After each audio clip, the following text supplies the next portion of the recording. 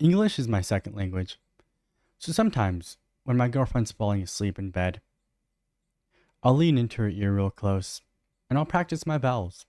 I go A, E, I, O, U, and without fail, every time, she turns around and a little angrily she asks, Max, why? And I go, yeah, sometimes. I told my girlfriend Lee that joke and she did not laugh as hard as I thought she should have. I was so proud of it. Anyway, in March of this year, I made a couple of back-to-back videos criticizing Brynne and Mario, each very large creators on TikTok. Brynne, I thought was really cool. Mario, I thought was a normal dude, but had probably the most annoying laugh I've ever heard. Since that video, I've gotten a lot of Mario on my TikTok FYP, and slowly, I've been completely turned around. I was wrong. I'm sorry.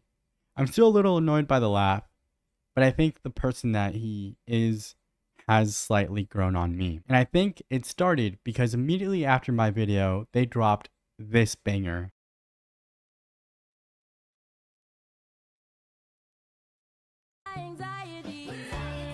It got me so good. I thought it was a mirror. I thought that was a mirror. And instead, it is Mario in a wig looking back. And as soon as I saw this, I was like, I think I'm wrong. Now, I'm not going to play the whole clip in its entirety with the sound on because although the song is fine for TikTok, it will get me copyright struck on YouTube. But since this, I've slowly come to the realization that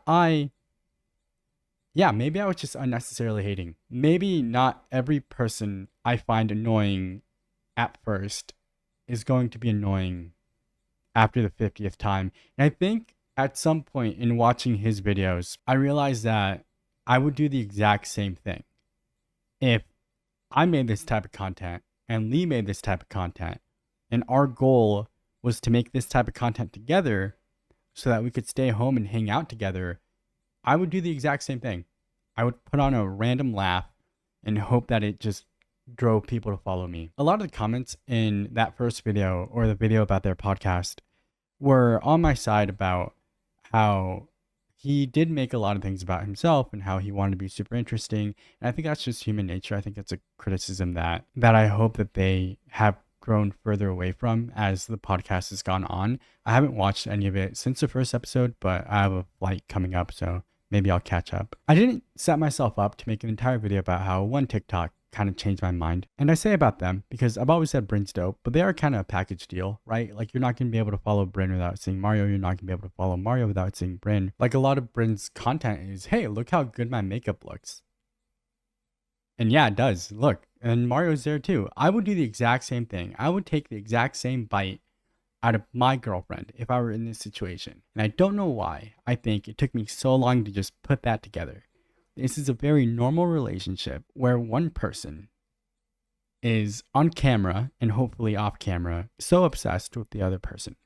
And I'm the exact same way. And I think part of it is like my sense of humor is so different with everyone than it is with just my partner. She gets the same type of humor that I make with everyone else. But with her, I'm also so down to just drive past a cow and say, that's a big dog, and make dumb jokes that aren't actually funny. We were at Summer Games Done Quick last week, and at some point we were walking somewhere, and I just said, this is like running, but a little slower.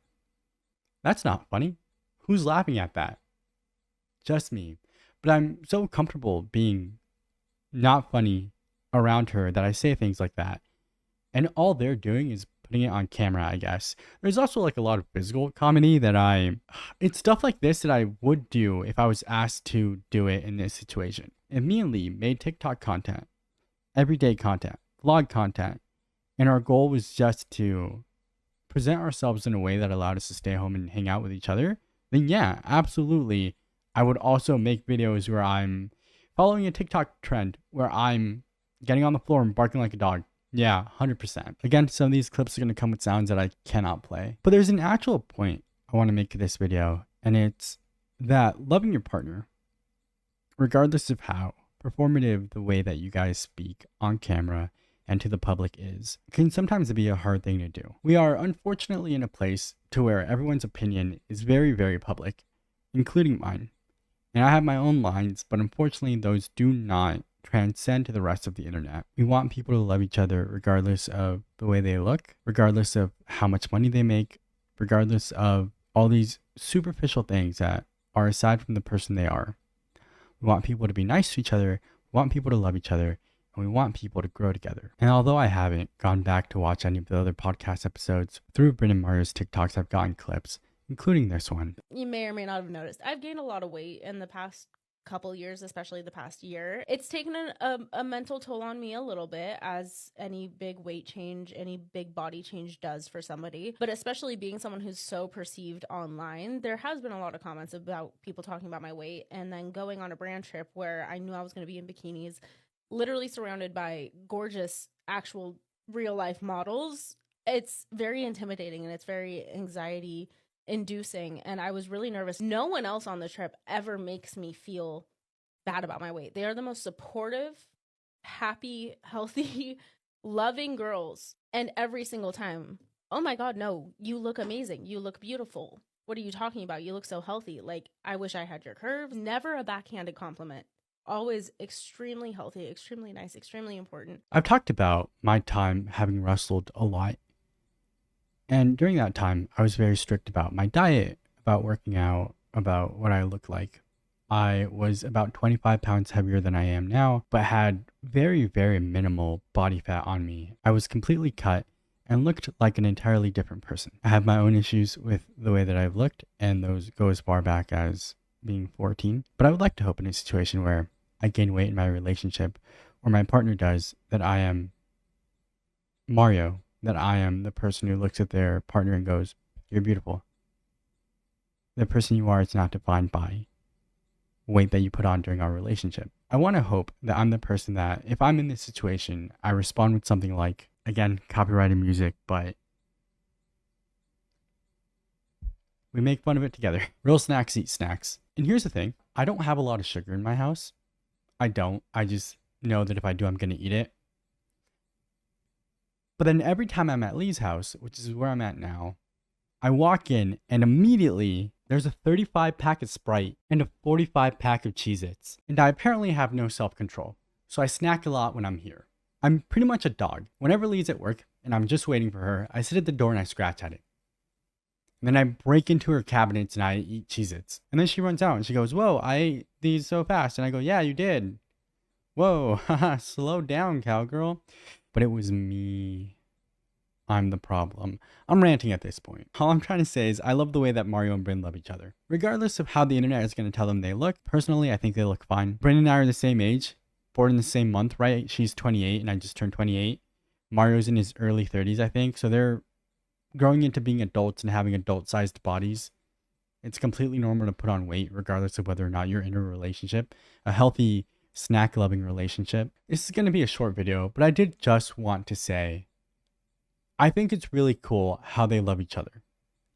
I think it's really nice to see two people be so willing to be so relationship funny with each other.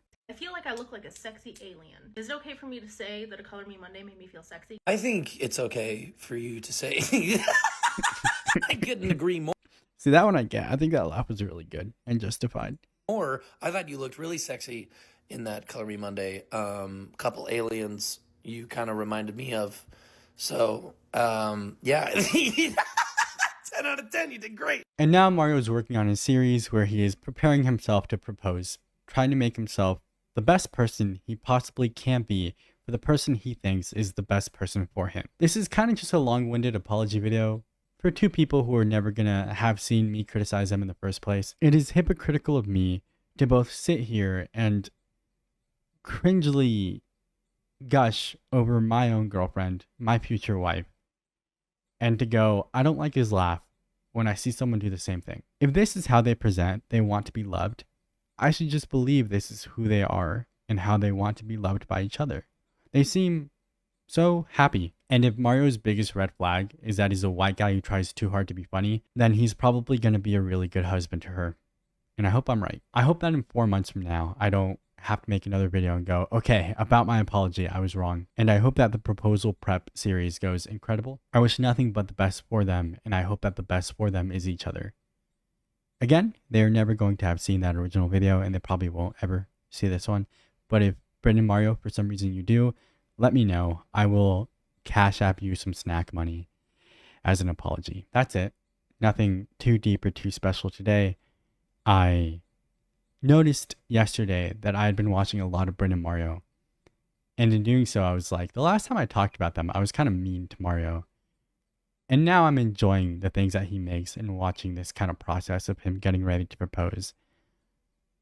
So I wanted to come on here and say, yeah, I was wrong. If I liked Mario, if I was Brynn and his dolphin laugh got me, I'd want to hear it all the time. So I wish nothing but the best for them, their podcast, their TikTok content, and everything they do in the future. How lucky two people are to be the couple so many others wish they were. There are so many TikTok couples who make content together. There are very few who make content based around loving each other, and I think that's what they do, and I think they do a good job of it. So for every Color Me Monday where Mario's just in the back staring at his beautiful, beautiful girlfriend, and for every dumb joke Mario makes that Brynn thinks is a lot funnier than maybe the rest of us do, I hope they have a lifetime of that. I hope they find a lifetime of each other, and that at the end of it all, it is still somehow not enough. I'm going to call it there. I don't know how long this video is going to be, and I have to mentally prepare to go to the zoo tomorrow. Thank you all for spending time with me. This is my favorite thing to do. You're my favorite people to do it with. I will link Mario and Brynn's podcast down below and their TikTok channels as well. Also, a couple of people have commented about Krobus back here. That is my girlfriend's plushie, but if she and I break up, I will steal it. Don't tell her. Okay, we all get toast back in like 5 days. If you made it this far, tell me the first name of your biggest enemy in my comments. I was going to say don't, but that's actually kind of funny. Mine is Mati. It's Flygon HG, and it's only because he runs faster than me. But don't tell him I said that. All right, get out of here. Go. I'm going to go eat some Cheez-Its and down 3 Sprites and get rid of the cans before Lee gets home. Goodbye.